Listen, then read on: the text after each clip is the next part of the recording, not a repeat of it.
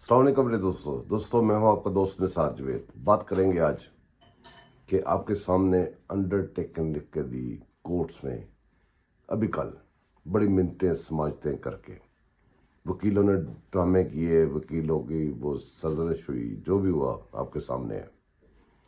آج Lahore high court میں آپ کو پتہ پٹی کورٹ یاد رکھنا آپ نے، دماد کورٹ یا سسر کورٹ، اس کے اندر درخواست پیش کر دی ہے جس کے اندر کافی سارے اپنے مقدمات کے اندر وہ لکھ دیا ہے مجھے راہداری ضمانت دی جائے۔ اب یہ ڈرامہ تو آپ دیکھیں کہ ادھر وہ لکھ کے دے رہا ہے کہ ہر صورت میں کورٹس کے اندر پیش نہیں ہونا، اور کورٹس ہی صورت کار ہے۔ جس دن اس کی پیشی تھی، آپ کو یاد رکھیے گا، 13 تاریخ کو کورٹس میں وعدہ کیا ہوا تھا، اس کی پیشی تھی، اور 13 تاریخ کو اس نے ریلی میں چلا گیا تھا، کورٹس میں نہیں گیا تھا۔ ادھر جان کو خطرہ تھا، ادھر جان کو خطرہ نہیں تھا ریلی میں۔ آپ نے ان کے بیانات سنے ان دنوں میں، جو ان کے ٹیوٹس آپ نے پڑھے، جو پیچھے سے کمک آ رہی ہے، جو پیچھے سے لوگ آ رہے ہیں، آپ کے سامنے ایک پورا سینیریو آ چکا ہے۔ غور کیجئے کون کون اس کے پیچھے ہے، اور کیا کیا اس کو صورت کاری کی جا رہی ہے، کہاں سے کی جا رہی ہے، اور کیسے کیسے اس کو بچا کے نکالا جا رہا ہے، جیسے ہاکی کے میچ میں گیند کو نکالا جاتا ہے، اسی طرح اس کی صورت کاریاں ہو رہی ہیں۔ میرے دوستو، اب مسئلہ یہ ہے کہ ہمارے ساتھ ہو کیا رہا ہے، اس کو دیکھنے کے لیے ہمیں تھوڑا ڈیپ جانا پڑے گا۔ ان کے جو چینلز ہیں وہ آپ کے حلیے میں آپ کے سارے وہ کلمات استعمال کر کے، آپ کے نبی کی دعائیں دے کے آپ کے ساتھ ہی لگے ہوئے ہیں، اور جو کچھ بھی کر رہے ہیں، جو اس کو اسلامی لیڈر ثابت کر رہے ہیں، ان سب کو میں چیلنج کرتا ہوں، اب اتنی محنت نہ کرو یار، 2 لفظ یہ پورے کہہ کے دکھا دے ادھر میڈیا پہ، یا آج تک اس نے کہے، میں آپ کو چیلنج کرتا ہوں وہ ادھر مجھے کلپ بھیج دیں جس میں اس نے منہ سے صلی اللہ علیہ وآلہ وسلم پورا کہا ہو، جس میں اس نے لا الہ الا اللہ محمد رسول اللہ پورا پڑھا ہو۔ یہ میرا چیلنج ہے آپ کو۔ بہرحال قصہ مقصد تھوڑی سی میں نے کلپ ڈھونڈا ہے، ویڈیو سے یہاں پہ ایک ویڈیو کا کلپ ڈھونڈا ہے۔ بڑے معزز، بڑے عزت کے قابل احترام ہمارے ایک دوست ہیں، اور بڑا تجربہ ہے ان کے پاس، ان کی باتیں تھوڑی سنیں۔ بات سننی کوئی اتنی بری بات نہیں ہوتی، کسی کی بات سننی چاہیے، شاید کہ سمجھ میں آ جائے۔ یہ نہ دیکھیں کون کہہ رہا ہے، یہ دیکھیں کیا کہہ رہا ہے، سنیں پلیز۔ دیکھے ہوں گے جو سوشل میڈیا پر چلائے گئے، میں ان کو یہاں ان کو نہیں دکھا سکتا، لیکن زبانی بتا سکتا ہوں کہ ان میں کیا زبان استعمال کی گئی ہے۔ ان میں جو زبان استعمال کی گئی اس کو ایز اٹ از دکھانا بھی شاید جرم ہو، کیونکہ وہ زبان بہت ہی خطرناک ہے۔ لیکن خلاصہ ان ٹویٹس کا یہ ہے کہ فوج کے اندر بغاوت ہو گئی ہے، فوج کے فلاں حصے میں بغاوت ہونے والی ہے، جی ایس کیو میں ہنگامہ ہے، وہاں 7 بریگیڈرز ہیں اور پتہ نہیں کتنے کرنل ہیں، انہوں نے بغاوت کر دی اور جی ایس کیو کے ایک حصے پر قبضہ کر لیا ہے، اور فوج میں بغاوت مزید ہونے والی ہے۔ اس کے لیے نہ صرف ٹویٹ کیے جا رہے ہیں بلکہ پروگرام بھی کیے جا رہے ہیں، اور یہ سارے جھوٹ ہے۔ فوج میں کہیں کوئی بغاوت نہیں ہوئی، کسی بریگیڈر تو کیا کسی چھوٹے افسر نے بھی بغاوت نہیں کی۔ جی ایچ کیو میں لڑائی، بلکہ یہ تک کہ جی ایچ کیو کے ایک حصے پر باغی فوجیوں کا قبضہ ہو گیا۔ یہ تو ایک مزہ خیز ڈرامہ ہے، شرمناک ہے لیکن ہے مزہ خیز۔ تو اس سے لوگ یہی سمجھ رہے ہیں کہ کوئی بات نہیں، یہ فوج کے خلاف پروپیگنڈے کا حصہ ہے۔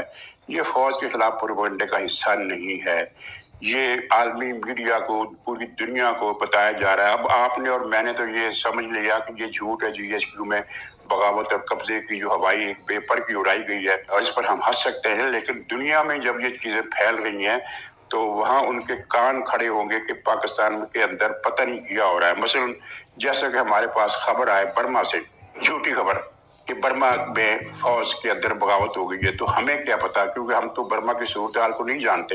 یہاں بیٹھے ہوئے لوگ یہی تصور کریں گے کہ کچھ نہ کچھ ہوا ہے۔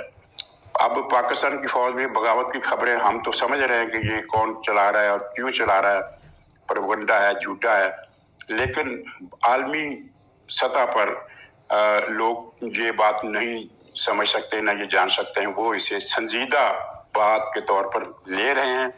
اور یہی منصوبہ ہے کہ دنیا، وہ جو ایک ماضی کا منصوبہ تھا امریکہ کا، جو کچھ عرصے تک ایک زیر تعطل رہا ہے لیکن ختم نہیں ہوا، کہ پاکستان سے اس کے ایٹمی ہتھیار واپس لیے جائے۔ تو چنانچہ اس اسکیم کو ایک بڑی سالڈ گراؤنڈ مل گئی ہے کہ پاکستان میں سیاسی عدم استحکام ہے، फौज के अंदर बगावत है, फौज के अंदर धड़ेबंदी है। कल को पता नहीं क्या हो जाए, फौज का कौन सा धड़ा गालिब हो जाए और वो एटमी हथियारों पर कब्जा कर ले और फिर इलाके का बल्कि दुनिया का जो अमन है वो खतरे में पड़ जाए। इस तरह के मफरूजे बनाकर अगले दिनों में आप देखेंगे कि बाहर से भी आवाजें उठना शुरू हो जाएंगी कि पाकिस्तान के एटमी प्रोग्राम के लिए कुछ गारंटियां चाहिए। और गारंटियां ज़ाहिर है, उसका मतलब ये नहीं होता कि आपने किसी को जुबानी कह दिया कि फिक्र ना करे, हमारा एटमी प्रोग्राम महफूज है।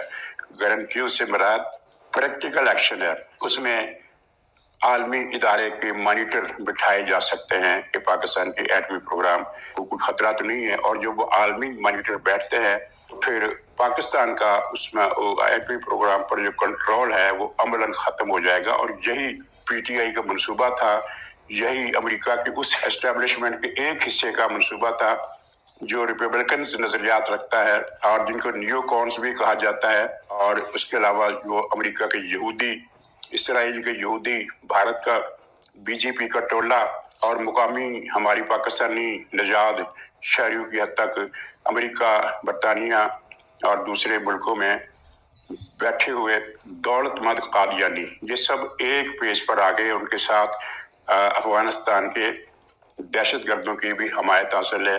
टीटीपी के लोग वो भी इसमें शामिल है। उनकी कोशिश होगी कि कोई ऐसा दंगा फसाद हो जाए कि 2-4 एटम बम हमें भी मिल जाए। ये मजाक नहीं है। ये जब अफरा तफरी किसी मुल्क में होती है, सोवियत यूनियन जब टूटा था तो उसके एटमी हथियार खतरे में पड़ गए थे। बल्कि उस वक्त CIA की ये रिपोर्टें भी आई थी कि कुछ एटमी हथियार चोरी हो गए हैं। तो दोस्तों, आपका दुश्मन जो है मुतहिद है और आप बटे हुए हो और उसी के उंगलियों के इशारे पे चल रहे हो। गौर करें कहाँ पे खड़े हैं, किधर को जा रहे हैं। बस कर दें। एक और क्लिप देखें, मुझे इजाज़त दें, मुझे सब्सक्राइब करें और दुआ में याद रखें। मैं आपको दुआ में याद रखूँगा और ये क्लिप सुन के जाइएगा लाजमी प्लीज़। Thank you. अल्लाह हाफिज़। टीटीपी के लोग वो भी इसमें शामिल है। उनकी कोशिश होगी कि कोई ऐसा दंगा फसाद हो जाए कि 2-4 एटम बम हमें भी मिल जाए। ये मजाक नहीं है। ये जब अफरा तफरी किसी मुल्क में होती है, सोवियत यूनियन जब टूटा था तो उसके एटमी हथियार खतरे में पड़ गए थे। बल्कि उस वक्त CIA की ये रिपोर्टें भी आई थी कि कुछ एटमी हथियार चोरी हो गए हैं।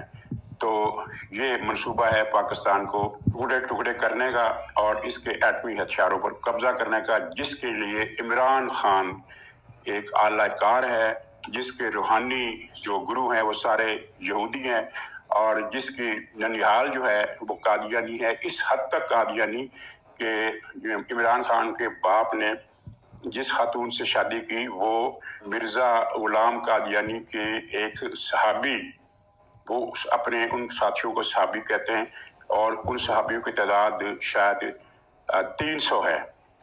उन 300 सहाबियों में से एक बड़े सहाबी की बेटी से इमरान के वालिद ने शादी की, जिसके इस शादी के नतीजे में ये मनहूस आज़म, गद्दार आज़म तवल्लद हुआ। और नाज़रीन, सहाबी का लफ्ज़ मैं इस्तेमाल नहीं कर रहा, ये मैं उनकी ज़ुबान का लफ्ज़ इस्तेमाल कर रहा हूँ। हम तो सहाबी कहते हैं जो रसूल के साथी हो। वैसे सहाबी का माना साथी होता है, लेकिन हमारी उर्दू ज़ुबान में अब साथी की कोई भी शख्स अपने साथी को सहाबी नहीं कहता, इसलिए कि ये टर्म मखसूस हो गई है अल्लाह ताला के रसूल के करीबी साथियों के लिए, जिनको हम सहाबा कराम कहते हैं।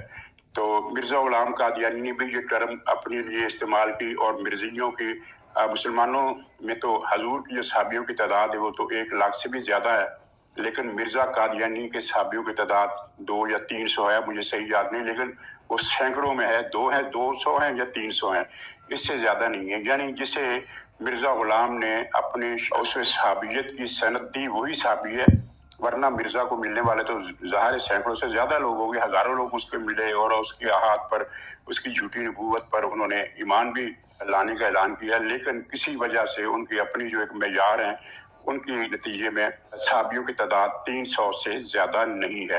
तो इन 300 में से एक सहाबी की बेटी ने ये तोहफा हमें दिया है। तो अब पाकिस्तान की रियासत पर वक्त मुश्किल है और बर बनाए इतला मैं ये भी बता रहा हूँ कि इस मुश्किल से निकलने के लिए इक़दामात भी हैं।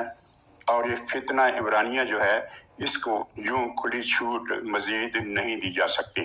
تو ناظرین اجازت دیجیے اگلے پروگرام میں